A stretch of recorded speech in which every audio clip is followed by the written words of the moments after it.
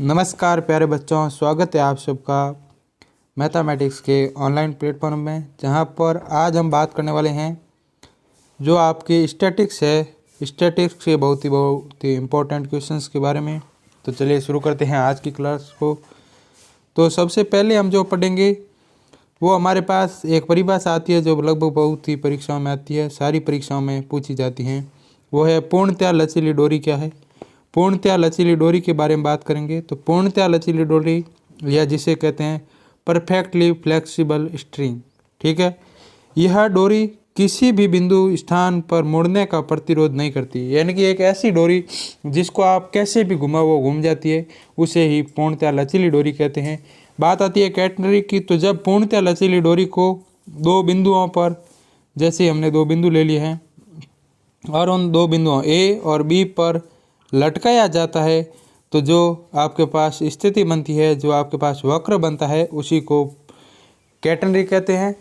इसमें आपको ध्यान क्या रखना है कि जो दोनों बिंदु लिए हैं वो हमेशा क्षैतिज रेखा में होने चाहिए, यानी कि ऐसे होने चाहिए। एक्स अक्ष की तरह होने चाहिए, ऊर्ध्वाधर वाई अक्ष पे नहीं होने चाहिए। ऐसे है तो फिर ये कैटेनरी बनेगी नहीं, ठीक है। तो देख लेते हैं परिभाषा को, और आपको डायग्राम से भी समझा दिया है कि ए बिंदु, ये बी बिंदु, और इनके बीच में जब लटकाएंगे तो ये जो चित्र बनेगा वो है आपकी कैटेनरी, ठीक है। तो परिभाषा क्या हुई है कि जब एक समान लचीली डोरी अथवा जंजीर दोनों स्थिर बिंदुओं को, दो स्थिर बिंदुओं यानी कि जो ऊर्ध्वाधर नहीं होने चाहिए, स्थिति क्या है, जो ऊर्ध्वाधर नहीं होने चाहिए, के मध्य गुरुत्वाकर्षण के अधीन स्वतंत्रता पूर्वक ढीली लटकाने पर डोरी जो वक्र बनाती हैं, उसी को क्या कहते हैं, कैटेनरी कहते हैं। अब हमने कैटेनरी पढ़ा है। अगर आपके पास आ जाए कि साधारण कैटेनरी क्या है, तो साधारण कैटेनरी में एक कैटेनरी तो वो है ही, जब वो साधारण कब होगी, जब उस डोरी का इकाई प्रति इकाई लंबाई का जो भार होगा वो समान रहे।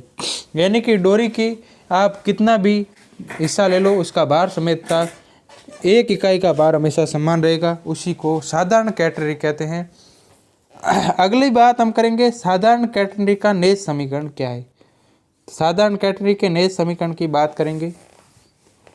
साधारण समीकरण का नेज समीकरण यानी कि जो कैटेनरी है उसका नेज समीकरण ज्ञात करना है। नेज समीकरण ज्ञात करने के लिए पहले आपको कैटेनरी के बारे में सब कुछ पता होना चाहिए। जैसे कि ये आपके पास है कैटेनरी, इसी पे देख लेते हैं। ये आपके पास कैटेनरी है, इसमें ये ए बिंदु है, ये बी बिंदु है, और इनके बीच में ये डोरी लटकी हुई है। इस निम्नतम बिंदु को सी कहते हैं। तो ये क्या हुआ, ए सी बी एक डोरी है, ठीक है। इस डोरी पर जो ए से बी के बीच की दूरी है वो होती है 2x, और जो निम्नतम ए बी और निम्नतम बिंदु के बीच की जो दूरी होती है वो होती है h। और हम उस कैटेनरी में एक बिंदु ले लेते हैं। कौन सा, एक बिंदु ले लेते हैं जो C और B के बीच में कहीं पर भी P बिंदु स्थित है, ठीक है। फिर आपको ध्यान क्या रखना है कि जो निम्नतम बिंदु होता है उस पर क्षैतिज बल, जिसे हम तनाव कहते हैं, वो होता है T0, और जो P बिंदु है उसके साथ जो स्पर्श रेखा बनाएंगे वो आपके तनाव को निरूपित करेगी, और तनाव उसका क्या होगा, T, उसका तनाव होगा T, ठीक है। तो क्या देखा हमने कि जो न्यूनतम बिंदु का तनाव है वो T0 बल है, और जो स्पर्श बिंदु पर, जो स्पर्श P बिंदु पर जो स्पर्श रेखा जो तनाव लगा रही है वो तनाव T है। और इसी के साथ साथ ये जो C से P के बीच की दूरी है वो h है, और जो C और P के बीच में हमने एक Q बिंदु लिया है, जो इस पूरे को संतुलित अवस्था में इसका भार है वो है WS। इसकी इकाई प्रति इकाई भार है W, और C से P के बीच की दूरी S है, तो CP का भार हो जाएगा WS, ठीक है। यहाँ तक आपको समझ में आ गया है। तो चलते हैं आगे। अगला क्या है कि अब जो हमने T बल लिया है उसको हम यहाँ पर ले ले T बल। ये T बल है वो x अक्ष के साथ, या नियता, x अक्ष को कहते हैं नियता, नियता के साथ साई कोण बना रहा है।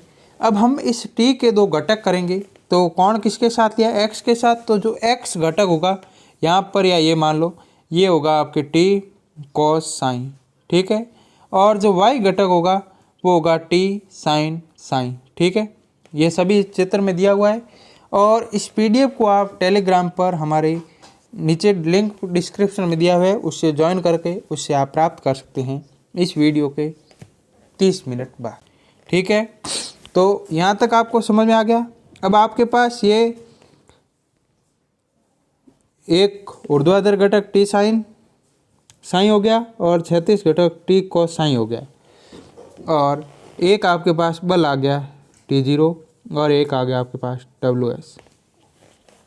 इन चारों को जब हम एक बिंदु पर, इस बिंदु पर लेंगे और इस बिंदु को नाम देते हैं ई पर लेंगे, तो इसकी कुछ स्थिति इस प्रकार बनेगी।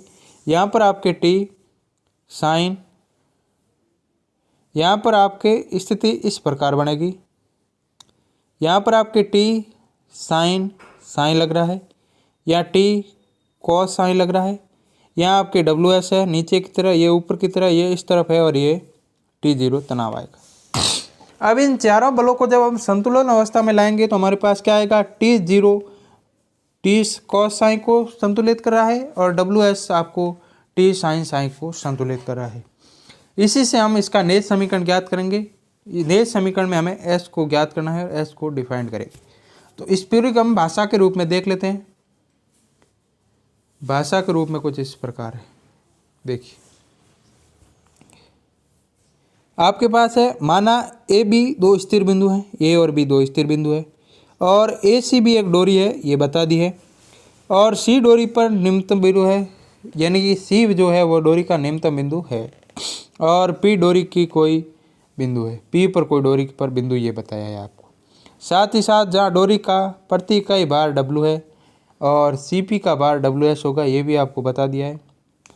फिर चलते हैं आगे। अब बिंदु P पर तनाव जो कि P की स्पर्श रेखा के अनुदिश जो क्षैतिज कोण साइन बनाता है, क्षैतिज के साथ कोण साइन बनाता है, जो ये P बिंदु पर ये जो रेखा है ये ऊपर की ओर जो बलक को निरूपित कर रही है वही आपके T है। और दूसरी बात करते हैं हम निम्नतम बिंदु की। निम्नतम बिंदु C पर तनाव T0 है, जो बता दिया है, जो कि बिंदु C पर स्पर्श रेखा के अनुदिश क्षैतिज में -x अक्ष की ओर है। तथा तीसरा बिंदु क्या है, चाप CP का भार WS है, जो इसके गुरुत्वाकर्षण Q से ऊर्ध्वाधर नीचे की ओर है। इन सभी के बारे में हमने बात कर ली है। अब हम इस जो हमने डेरिवेशन देखा है उस डेरिवेशन को देख लें। तो हमने क्या किया, डोरी CP संतुलन के लिए तीनों बलों एक बिंदु से गुजरने चाहिए, यानी कि हमने जो इस प्रकार का प्लस का डायग्राम बना के आपको बताया था वही बात ये कर रहा है, और उस बिंदु को E नाम दिया है। फिर अब आगे हम क्या लेंगे, T0 बराबर T कॉस साइन, समीकरण नंबर 1, और WS बराबर T साइन साइन, ये मैंने बताया था, उसी इक्वेशन को लिखा है। अब हमने इसमें इसका भाग दे दिया है, इनकी समीकरण 2 में 1 का भाग दे दिया है। समीकरण 2 में 1 का भाग देंगे तो WS अपॉन T0 आएगा, और T sine sine upon T cos sine आएगा। T से T कैंसिल आउट, तो इधर हो गया टेन साइन, और WT0S है, उसमें आप देखिए T0 क्या है, C लंबाई की डोरी है, तो T0 बराबर WC हो जाएगा। तो T0 अपॉन W बराबर क्या आएगा, C आएगा। T0 अपॉन W बराबर C आएगा, यानी कि यहाँ पर 1 अपॉन C लिख सकते हैं T0 अपॉन W की जगह। तो यहाँ पर S अपॉन C आ जाएगा, तो S बराबर क्या आएगा, C tan साइन आ गया। यह आपके पास समीकरण नंबर 3, और यही आपके नेज समीकरण है, साधारण कैटेनरी का नेज समीकरण। फिर अब हम इस कैटेनरी के बारे में कुछ परिभाषाएं देख लेते हैं, जो इस प्रकार हैं। पहला है अक्ष, जो ये y अक्ष होता है यही कैटेनरी का अक्ष कहलाता है। शीर्ष, कैटेनरी का जो निम्नतम बिंदु होता है उसे शीर्ष कहते हैं, और उसके निर्देशांक होते हैं 0, ठीक है। बाद में आती है लांबी लंब का जो फॉर्मूला है वो होता है 2C बराबर 2T0 अपॉन W, यह आपके नाभि लंब का समीकरण है। और नाभि लंब को कहते हैं लेटस रेक्टम। नियता जिसे डायरेक्ट्रिक्स कहते हैं, जो ये एक्स अक्ष है वो नियता कहलाता है। विस्तृत या स्पैम, ए से बी के बीच की जो दूरी होती है वो विस्तृत होते हैं, उसे 2x से निरूपित करते हैं। अगली बात आती है झोल, या उसे आनयन या सेग भी कहते हैं। सेग क्या है? ए बी और निम्नतम बिंदु के बीच की दूरी, ए बी और निम्नतम बिंदु के बीच की दूरी, विस्तृत और निम्नतम बिंदु के बीच की दूरी झोल, जिसे h से निरूपित किया जाता है। फिर चलते हैं साधारण कैटेनरी के गुणधर्मों के बारे में बात करेंगे। गुणधर्म या प्रॉपर्टीज ऑफ कॉमन कैटेनरी के बारे में T0 बराबर T cos साइन, ये भी देखा था, और WS बराबर T साइन साइन, ये भी देख लिया आपने। फिर हम देखेंगे relation between S and X, H और X के बीच का संबंध देखेंगे। H और X के बीच का संबंध ज्ञात करने के लिए आपके पास नेज समीकरण है। तो नेज समीकरण में अब देखिए जो tan साइन है वो क्या है? ये रेखा है, इसकी ढाल ही है, और ढाल को हम क्या लिखते हैं? dy/dx। तो आ गया S बराबर C dy/dx। यहाँ तक आपको कोई दिक्कत नहीं है। फिर ये आपको एक इक्वेशन याद रखनी है कि y बराबर C cos hyper x upon C होता है, जिसे कार्टेशियन इक्वेशन या कार्तीय समीकरण कहते हैं साधारण कैटेनरी का। तो S बराबर, अब हमने क्या किया, इसका y के सापेक्ष, y का x के सापेक्ष अवकलन किया, तो क्या आएगा? देखो C cos हाइपर x का C साइन हाइपर x हो जाएगा, x अपॉन C था, x अपॉन C का अलग से करेंगे तो 1 अपॉन C आ जाएगा, और जब इसका मान यहाँ पे रखेंगे तो C बराबर आ जाएगा sine hyper x upon C। फिर ये 4-5 इक्वेशन है जो आपको याद रखनी है, ऐसी कैसी आपके पास आ जाए एग्जाम में, या जो भी आपके एग्जाम में क्वेश्चन आएगा वो उनसे सॉल्व होने वाला है। यहाँ पर डेरिवेशन भी है, मगर वो डेरिवेशन ज़्यादा इम्पोर्टेंट नहीं है।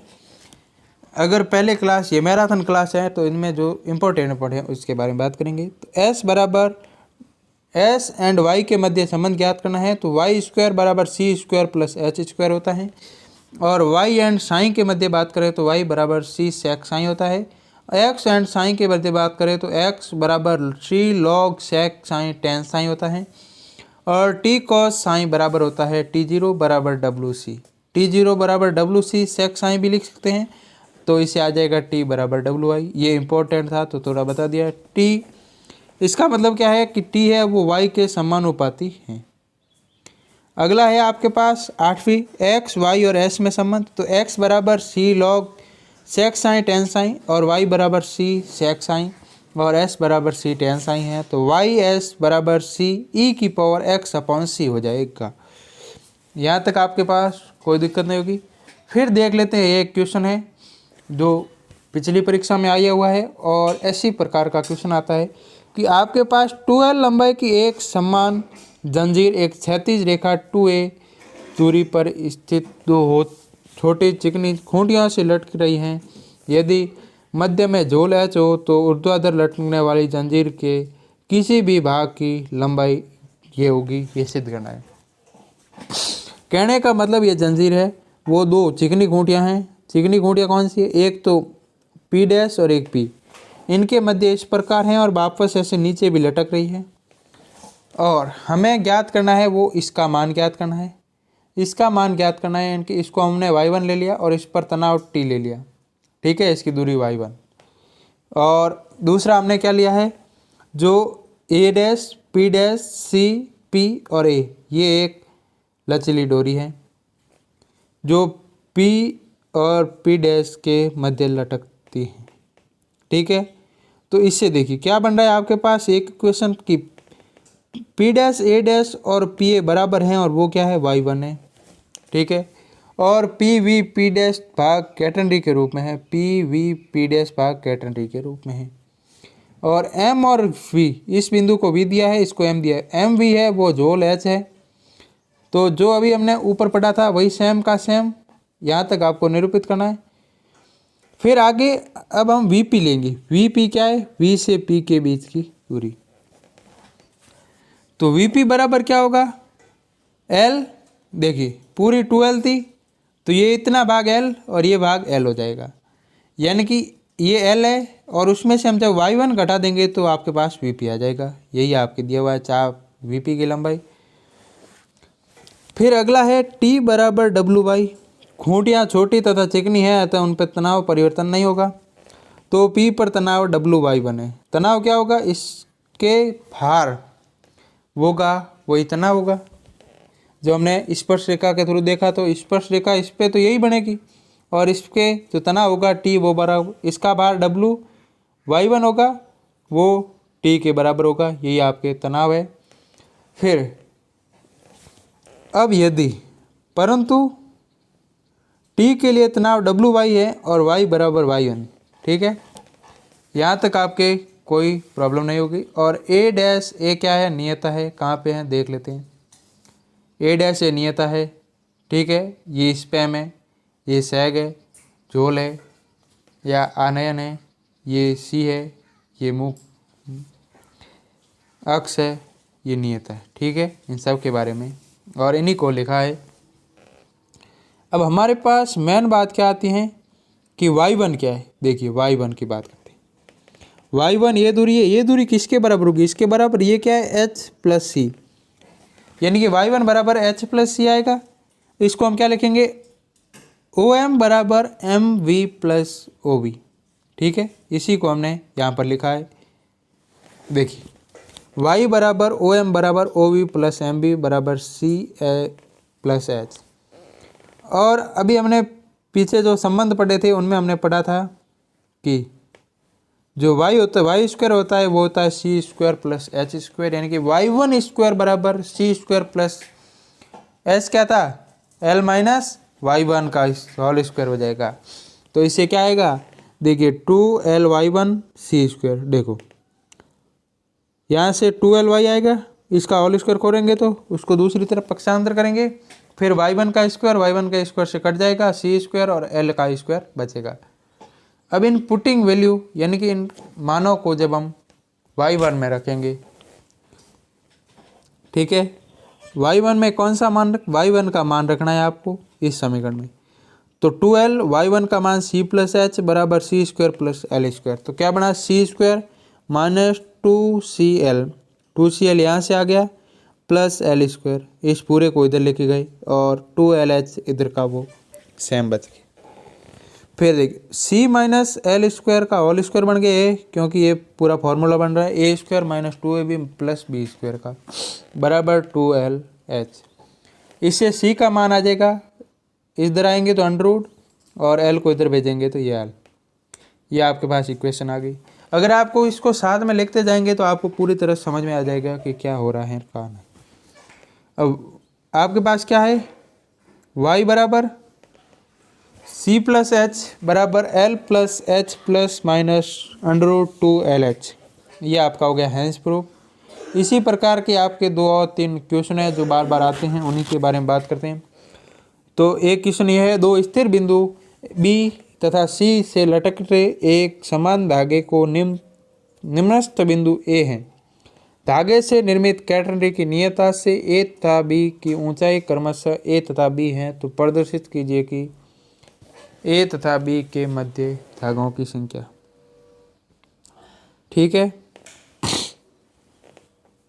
अगला क्वेश्चन आपके पास है, ये इनका PDF डाउनलोड कर ले टेलीग्राम से और सॉल्व करें। अगर नहीं हो तो आप कमेंट कर दें, हम आपको इसका भी सॉल्यूशन देंगे, ठीक है। ये आपके क्वेश्चन हो गए 4।